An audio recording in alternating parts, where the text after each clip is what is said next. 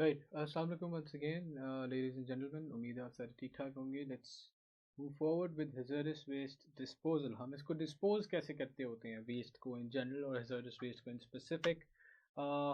जब भी हम वेस्ट को डील कर रहे होते हैं, हमारे कुछ ना कुछ एम्स होने चाहिए ऑफ ट्रीटमेंट एंड डिस्पोजल। ठीक है, कोई भी काम करते हैं ज़िंदगी में, कोई ना कोई एम के साथ करते हैं ना। इन द सेम मैनर हम वेस्ट को डिस्पोज ऑफ करें, हमारे कोई ना कोई एम होना चाहिए कि हमारा क्या एम्स है। असेंशली जो एम्स थे वो हम डिस्कस कर चुके हैं हायरार्की के अंदर कि हमारा एम ये होना चाहिए when dealing with waste. But जब वेस्ट हमारे सामने आ गया है, we have utilize whatever we had to utilize. ठीक है, हम लोगों ने अब उसके साथ करना क्या है, how are we going to go about it, how are we going to dump it. We have pass the reuse stage, we have pass the recycling stage. ठीक है जी, now what, we have pass the reduction stage as well. Reduction, reuse, recycling हम गुजर चुके हैं। अब इसको treat कैसे करना है, ठीक है, और फिर आगे जाके डिस्पोज कैसे करना है, यानी जो लास्ट टू स्टेजेस हैं उसको हम लोगों ने कैसे से डील करना है। तो उसके हमारे क्या होते हैं, हमारा एम क्या है, that we have to limit public health and environmental impacts. This is the major aim, जो हमारा ओवर आर्किंग गोल है। उसको कैसे अचीव करना है, that we have to transform the waste into non hazardous residues by treatment. पहला तो ये हमारा ऑब्जेक्टिव है। दूसरा ऑब्जेक्टिव क्या है, containing the waste residues to avoid human exposure.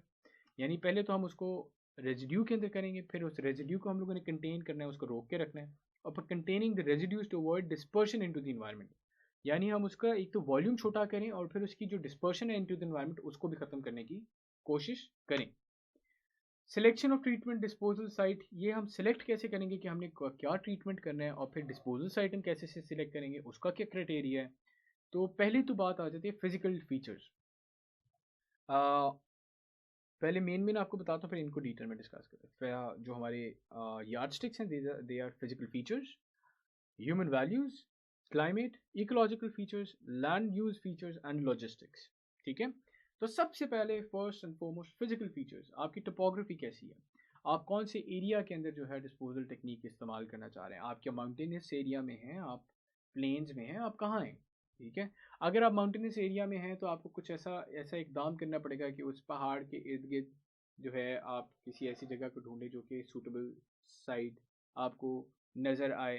ठीक है, और अगर ऐसी कोई जगह है जो कि इकोलॉजिकली बड़ी डाइवर्स है और आप उसको नहीं इस्तेमाल करना चाह रहे, तो you have to make a decision कि आपको थोड़ा सा दूर जाके भी डिस्पोजल साइट जो ढूंढनी पड़ेगी। मिसाल ले लेते हैं, जो गलियात का वेस्ट है, हमारे जो नथिया गली, चांगला गली, खानसपुर वगैरह, इनका जो वेस्ट है वो वहाँ पे नहीं डंप होता, वो डंप होता है एबटाबाद जाके। क्यों? क्योंकि वहाँ पे कोई ऐसा एरिया उनको वायबल मिला नहीं है। क्या वहाँ पे जगह की कमी है? नहीं, जगह की कमी नहीं है। वो इकोलॉजिकली बड़ा डाइवर्स और बड़ा रिच एरिया है जिसको वो इस तरह से ख़राब नहीं करना चाहते।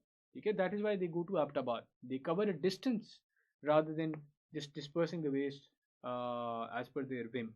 ठीक है ना, वो उनके लिए वो करना ज़्यादा सूटेबल है। तो ये तो आपका फिजिकल फीचर्स आ गया। फिर आप कहते हैं ह्यूमन वैल्यूज़। ह्यूमन वैल्यूज़ में आपके एस्थेटिक्स बड़े ज़रूरी हैं।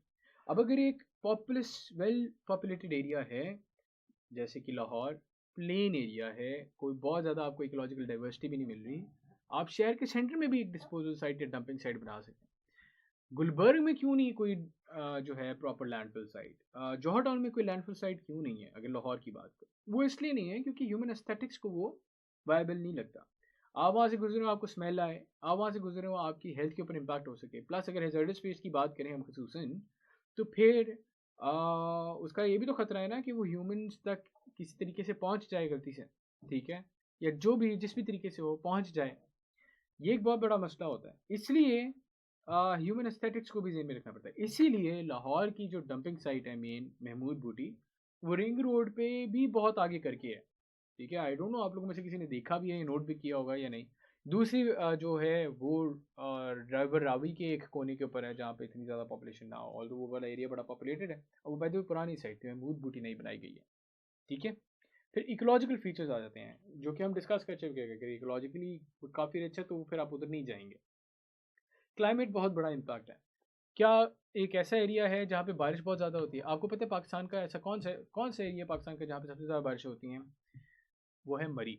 अब मरी में या उसके राउंड अबाउट अगर हम कोई डंपिंग साइट बनाते हैं तो वो तो पानी से ही आपका सारे के सारे लीचेट बन जाते हैं। लीचेट होता है वो जो सब्सटेंस होता है जो कि आपके कूड़े से निकलता है ना, जो गंदा सा आपको लिक्विड नज़र आता है, वो लीचेट होता है। अब पानी की वजह से वो लीचेट बनता है और इतनी ज़्यादा अगर बारिश होगी तो लीचेट फॉर्मेशन बहुत ज़्यादा होगी। Leachate is very toxic, very harmful. वो आगे डिस्पर्स होते हैं इन्वायरमेंट के अंदर तो बड़ा प्रॉब्लमेटिक हो जाएगा। इसलिए क्लाइमेट को भी मद्देनजर रखना है कि कौन सा क्लाइमेट है, कौन सा एरिया है, कौन सी वेदर कंडीशन है जो कि सबसे ज़्यादा सूटेड है। फिर आपका लैंड यूज़ फीचर्स में आ जाता है, जिसके अंदर ये कि कोई एग्रीकल्चरल लैंड तो नहीं है, ट्रांसपोर्टेशन कॉरिडोर तो नहीं है, ये तमाम चीज़ें आ जाएंगी। एंड देन लॉजिस्टिक्स, ठीक है, कि आपके लिए सबसे आसान क्या है, आपकी कॉस्ट कौन सा काम करता है। अब देखें, महमूद बूटी ऑल तो शहर से बाहर है, लेकिन उसकी लॉजिस्टिकल कॉस्ट काफ़ी ज़्यादा है। इन द सेम मैंने नित्या के लिए बात करें, गलियात का वेस्ट एबटाबाद जा रहा है, बात सही है, लेकिन लॉजिस्टिकल कॉस्ट उसकी काफ़ी ज़्यादा है। So at the end of the day क्या होता है, ये कॉस्ट बेनिफिट एनालिसिस जो कि पॉलिसी मेकर्स ने करना होता है। ट्रीटमेंट मेथड क्या है, रिसाइकलिंग है, इंसिनरेशन है, हैजर्डस वेस्ट लैंडफिल है, पायरोलिसिस है। रिसाइकलिंग जनरली बात करूँ वैसे हो जाती है कवर अगर होनी हो, रिसाइकलिंग के ऊपर हम बात भी कर चुके हुए हैं। लेकिन अगर लेट्स से चलें बात करते हैं हैजर्डस वेस्ट की रिसाइकलिंग की, कि अगर आगे जो एनर्जी रिकवरी है और डिस्पोजल है, उससे पहले जो वाली जो फेज़ है रिसाइकलिंग की हायरार्की के मुताबिक, उसमें क्या होता है, तो रिसाइकलिंग में many hazardous waste can be recycled into new products. Example क्या है, लेड एसिड बैटरीज जो हैं उनको रिसाइकिल करके इलेक्ट्रॉनिक सर्किट बोर्ड बना दिया जाए। आपकी जो बैटरीज होती हैं जो आपकी गाड़ियों में भी लगती हैं और सारी जगह भी लगती हैं, वो लेड एसिड बैटरीज होती हैं, ठीक है, लेड प्लेट्स होती हैं। और लेड जो है वो बड़ा हैजर्डस सब्सटेंस है। तो जब वो बैटरीज ड्राई आउट हो जाती हैं तो उनकी वो फिर इलेक्ट्रिकल सर्किट बोर्ड्स बना देते होते हैं कुछ कुछ जगह के ऊपर, जहाँ पे भी वो हेवी मेटल इस्तेमाल हो सकते हैं। फिर लेड को एज अ कैटलिस्ट यूज़ करके जो है वो कन्वर्ट कर सकते हैं टू बाकी पोल्यूटेंट्स को कन्वर्ट करने के लिए भी इस्तेमाल किया जाता है। और पेवमेंट फिलिंग जो होती है उसके लिए भी इस्तेमाल करते होते हैं लेड को। फिर खैर ये तो एक रिसाइकलिंग की एग्जांपल आ गई ना। अब हम आ जाते हैं वो जो वॉल्यूम रिडक्शन जो मैंने आपको इस के शुरू में बताई, कि हम लोगों ने वेस्ट को रेजिड्यू के अंदर करना है, ठीक है, और हम लोगों ने एक्सपोजर से बचाना है। तो जो फर्स्ट वाली बात है ना उसके ऊपर आते हैं। इंसिनरेशन जो है एक मेथडोलॉजी है। इंसिनरेशन में क्या होता है, इंसिनरेशन के अंदर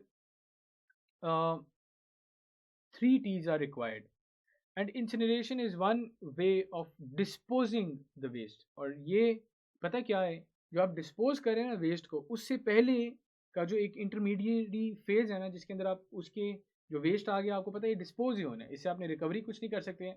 ये रिकवरी का पार्ट नहीं है, ये डिस्पोजल का पार्ट है, ठीक है। जो 5 आवर्स हैं उसका जो 5th पार्ट है जिसके अंदर रिस्पॉन्सिबल डिस्पोजल है उसकी बात कर रहा हूँ। इंसिनरेशन के अंदर देर आर 3 T's जो कि बड़े इंपॉर्टेंट है, टेम्परेचर, टर्बुलेंस और टाइम, ठीक है। सफिशेंट एयर सप्लाई होना ज़रूरी है उसके लिए, सेल्फ सस्टेन कंबशन है जो कि रिक्वायर्ड है।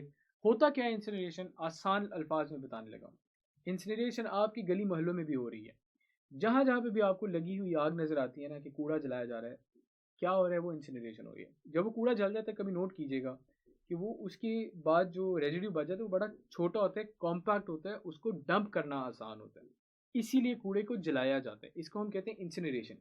इंसिनरेशन की ऑल तो अपनी साइंस है एक, ठीक है, एक पूरी की पूरी साइंस है उसकी।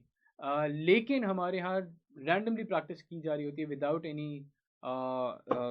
Paying heed to any scientific expertise और methodology that may be applied, ठीक है, which is then again very problematic. फिर अगर बात करें इसमें इंसिनरेशन की कुछ टाइप्स की, तो flammable waste can sometimes be burn as energy sources, यानी इंसिनरेट करते हुए आप कुछ फ्लेमेबल वेस्ट को भी इस्तेमाल कर सकते हैं, तो उनका इस्तेमाल हो जाता है, दे आर बीइंग रीयूज। जैसे कोई आप फॉर इंस्टेंस ऑयल को इस्तेमाल कर लें, कोई ऑर्गेनिक कंपाउंड उसको इस्तेमाल कर लें as fuel for the waste that is to be इंसिनरेटेड।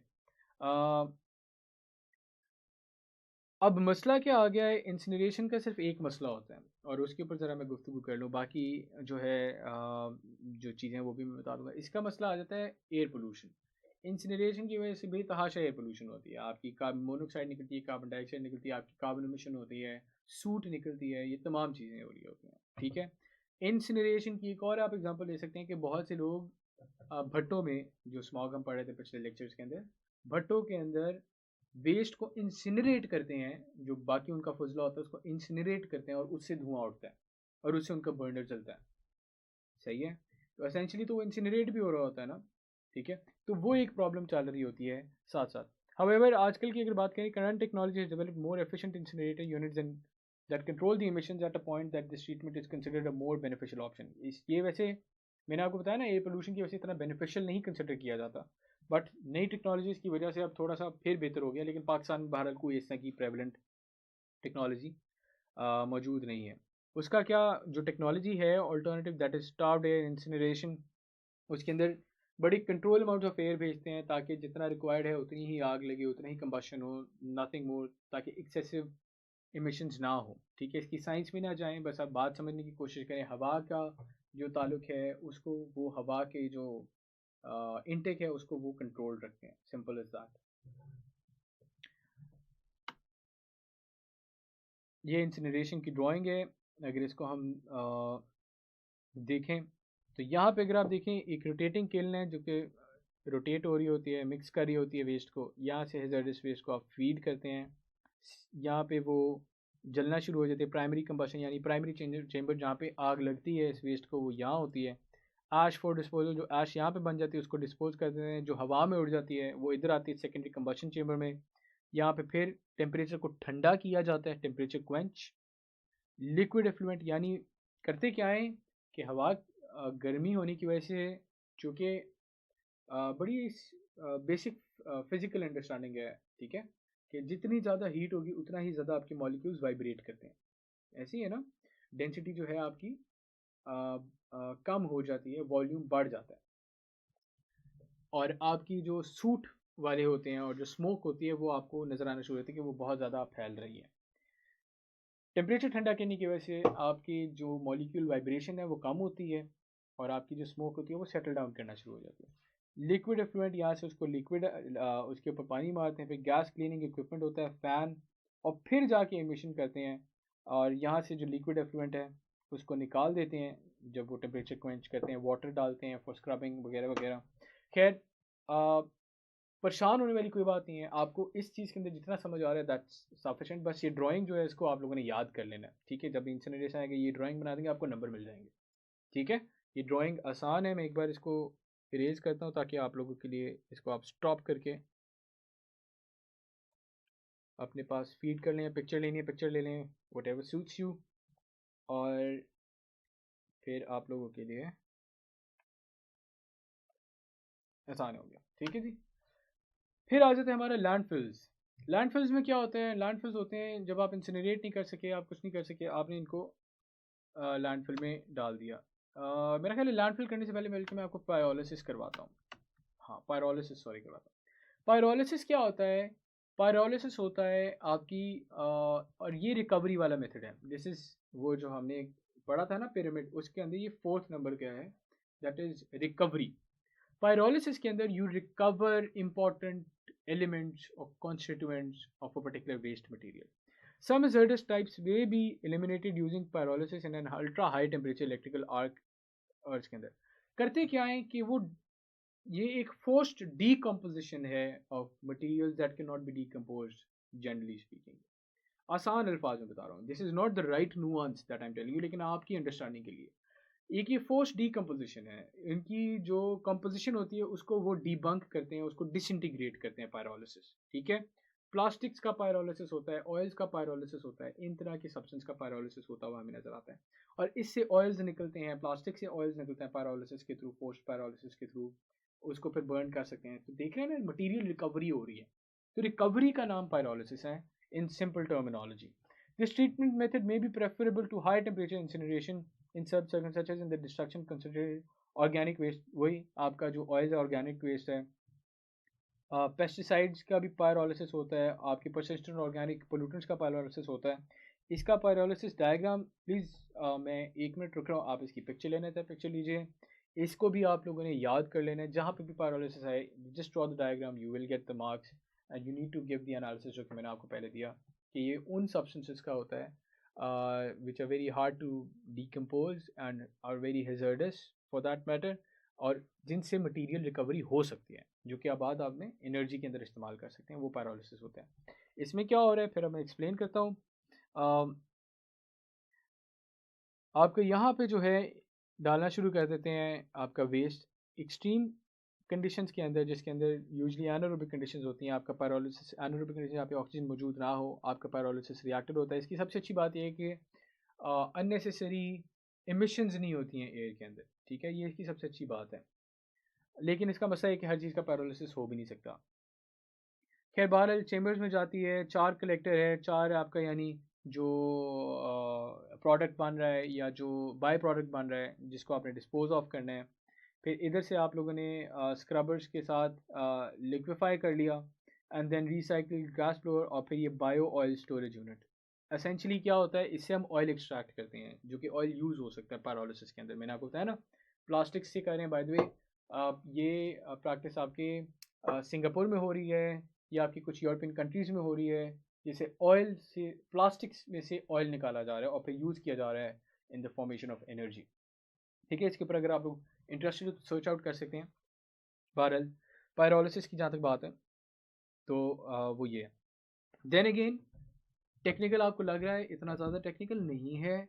जितनी मैं बातें आपको बता रहा हूँ they are more than sufficient. The only important thing जो कि मैंने आपके लिए लगाई हुई है यहाँ पे, that is this diagram that you should know. ठीक है, दैट्स इट। हम अब आते हैं लास्टली लैंडफिल साइट्स के ऊपर। लैंडफिल्स में क्या होता है, इट इज़ इसमें क्या होता है लैंडफिल के अंदर, सिंपल आप अब ये जो मैं आपको बताया था ना, पाकिस्तान में कोई लैंडफिल मौजूद नहीं है, तो ये मैं उसकी बात कर रहा हूँ। ये कौन सी लैंडफिल साइट है जिसकी मैं बात कर रहा हूँ, और मैं डायरेक्टली आपके सामने यहाँ पे पिक्चर के ऊपर लेके आता हूँ। Landfill is a dumping site, essentially it is a dumping site जहाँ पे आप आके डंप कर देते हैं। लेकिन इसका फ़ायदा क्या होता है, ये है आपका वो dump, this is the dump. ठीक है, आप पहले एक गड्ढा खोदते हैं, उसके ऊपर आप एक इम्परवियस क्ले, इम्परवियस जिसके अंदर से आपकी लीचें जा ना सके। इम्परवियस रॉक्स का एक कॉन्सेप्ट है जिनके अंदर से पानी पेनिट्रेट नहीं कर सकते। इम्परवियस सॉइल, इम्परवियस क्ले जहाँ से पानी या लिक्विड चीज़ पेनिट्रेट ना कर सके अंदर। आपकी अदरवाइज सॉइल परवियस होती है, यानी उसके अंदर से वो सेटल डाउन करती है, वो नीचे तक जाती है, ग्राउंड वाटर तक जाती है। ठीक है ना, उसको कहते हैं परवियस। इम्परवियस यानी आप कह लें एक कंटेनर बन गया, उससे बाहर कहीं नहीं जा रहा। परवियस यानी कंटेनर नहीं सारी जगह फैल सकता है। ठीक है, तो ये देख रहे हैं इन्होंने कंटेनर बना लिया लैंडफिल साइट के अंदर। फिर इन्होंने क्या किया, उस कंटेनर के अंदर इन्होंने ये सारा वेस्ट डाला। इस वेस्ट का आपको मैंने बताया ना लीचेट बनता है, प्रेसिपिटेशन हुई, क्ले कवर हुआ, या आपका इम्परवियस क्ले है जो कि आपका यानी पानी इसके अंदर भी नहीं जा रहा, पानी इसके अंदर नहीं जा रहा बारिश का। आपने इसको क्ले कवर किया हुआ, इम्परवियस क्ले कवर, यानी एक बहुत ही स्ट्रिक्ट माहौल के अंदर आपने इस वेस्ट को रखा हुआ है। और इसके अंदर से जो लीचेड कलेक्शन है वो आपने यहाँ पे कलेक्ट कर लिया। आपने उसको ज़मीन के अंदर वाटर टेबल को पोल्यूट नहीं होने दिया, और आपकी जो बारिश हुई है आपने उसको सरफेस वाटर ड्रेन्स आपने यहाँ पे बना दिए जहाँ पे वो पानी पहुँच जाता है आपके ऊपर, यहाँ पे भी मसला नहीं आता। So this is the model और an exemplary model of a landfill site जो कि फॉलो करने की ज़रूरत होती है, जो कि हमारे यहाँ फॉलो नहीं किया जा रहा होता। ठीक है, तो लैंडफिल साइट क्या है इन टर्म्स, अब आपको मेरा ख्याल है समझ आ गया। लैंडफिल साइट एक ऐसी साइट है जहाँ पे प्रॉपर कंडीशनिंग के साथ आप वेस्ट को डंप कर रहे होते हैं, और इसके अंदर जो असेंशियल बात है वो यही है कि आपकी क्ले कवर है जो कि कंटेनर बना देती है आपके वेस्ट के लिए जहाँ पे आप डंप करते हैं। लीचेड कलेक्शन की अलहदा सोर्स है, आपके ग्राउंड वाटर कंटेमिनेट नहीं हो रहा, आपकी इन्वायरमेंट कंटेमिनेट नहीं हो रही। देखिए इसके अंदर जो प्रिंसिपल है ना वो ये, जो क्ले कवर है ना ये है, ये किसी भी चीज़ को ना बाहर जाने देता है और अंदर सिर्फ उसी चीज़ को आने देता है जिसे आप अंदर डाल रहे हैं, अदरवाइज और कुछ भी नहीं।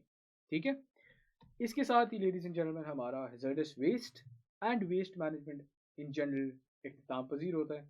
उम्मीद है कि आपको ये बहुत ड्राई नहीं लगा होगा, थोड़ा सा ड्राई है बट बहुत ड्राई नहीं लगा होगा, और आपको पसंद आया होगा। और इस उम्मीद के साथ कि आपको ये पसंद आया, आपको समझ आ गई है, मैं आपसे इजाज़त चाहता हूँ। नेक्स्ट वीडियो के अंदर हम सस्टेनेबल इश्यूज़ को कुछ डिस्कस करेंगे and then we'll move forward with the EIAs and SEAs। 90% भी नहीं बल्कि आपका 95% of the course has been completed as of now, only 5% is left. ये सबसे बड़ा मॉड्यूल था, कुल मिला के मेरा ख्याल है इसकी 30 वीडियोज़ तो हो गई होंगी अब तक, और उम्मीद है कि अब नेक्स्ट मॉड्यूल हमारे छोटे हैं तो बिल्कुल 5% रह गए। मुलाकात होती है आप लोगों से अगली वीडियो।